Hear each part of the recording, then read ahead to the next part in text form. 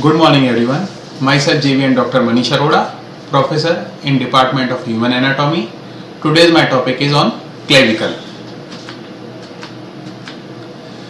We will see about the introduction, site determination, peculiarities of clavicle, features, attachments, ossification and clinical anatomy of clavicle. Introduction. Clavicle. Word meaning is key. It is a Latin word. Other name is collarbone. It is a long bone with slight S-shaped curve. It transmits the weight of the limb to the sternum. Located horizontally on the anterior aspect of the body at the junction of root of the neck and trunk. This is the picture of clavicle showing its superior surface and inferior surface. Side determination.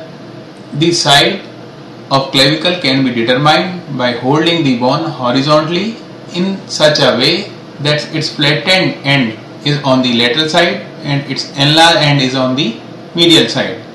The convexity of its medial 2/3 and concavity of its lateral 1/3 face forwards. The longitudinal groove in the middle third of the shaft face inferiorly. Peculiarities. It is the only long bone that lies horizontally. It is the first bone to start ossifying and last bone to complete its ossification, that is around 25 years. Only long bone which ossifies in membrane except for its medial end.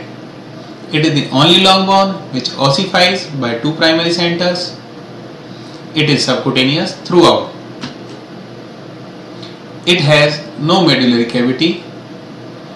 It may be pierced by cutaneous nerve, middle supraclavicular nerve. Features. Lateral end. The lateral end is flat from above downward. It bears a facet for attachment to the acromion process of the scapula, forming the acromioclavicular joint. The area surrounding the joint gives an attachment to the joint capsule. The anterior border is concave forward and posterior border is convex backward. Medial end.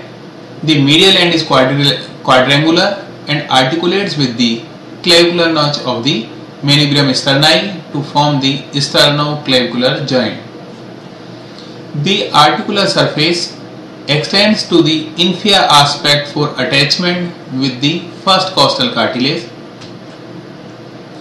It gives attachment to fibrous capsule joint all around, articular disc superior posteriorly, interclavicular ligament superiorly.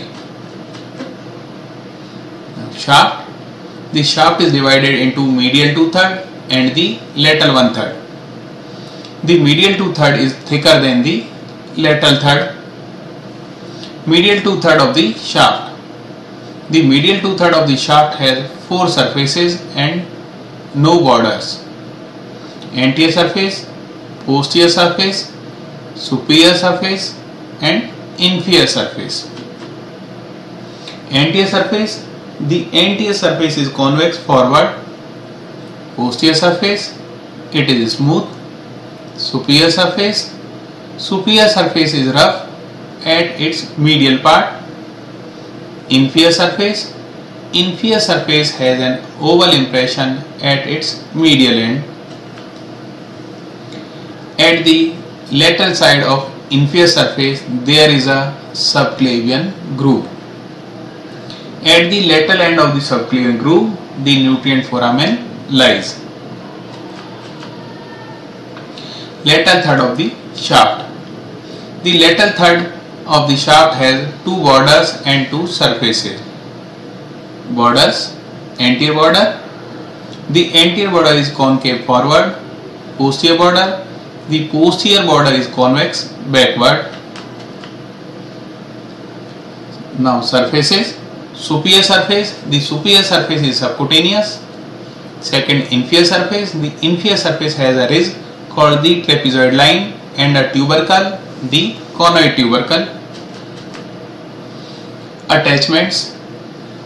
At the lateral end, the margins of the articular surface for its acromioclavicular joint gives attachment to the joint capsule. The medial end, the margins of the articular surface for the sternum gives attachment to fibrous capsule joint all around, articular disc superior posteriorly, interclavicular ligament superiorly. Medial 2/3 of the shaft, the anterior surface gives origin to the pectoralis major, the posterior surface gives origin to the sternohyoid muscle at its medial end, the superior surface gives origin to the sternocleidomastoid muscle, and last D, the inferior surface has an oval impression at its medial end for the costoclavicular ligament, and at the lateral end there is a subclavian groove for insertion of the subclavius muscle. Now lateral third of the shaft. A, the anterior border is concave forward and gives origin to the deltoid muscle. B, the posterior border gives attachment to the trapezius muscle. C, the conoid tubercle and trapezoid disc give attachment to the conoid and trapezoid parts of the coracoclavicular ligament. Again, picture of clavicle showing its attachments.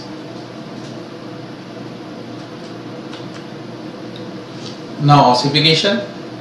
The clavicle is the first bone to begin the process of ossification. It ossifies from two primary centers and one secondary center. The two primary centers appears in the shaft between the 5th and 6th week of intrauterine life and fuse about the 45th day.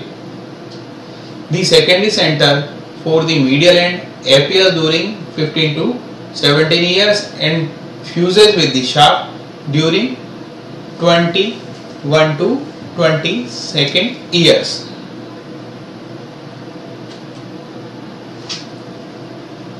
The clavicle is the most commonly fractured bone in the body. The fractures usually occurs as a result of a fall on the shoulder or outstretched hand.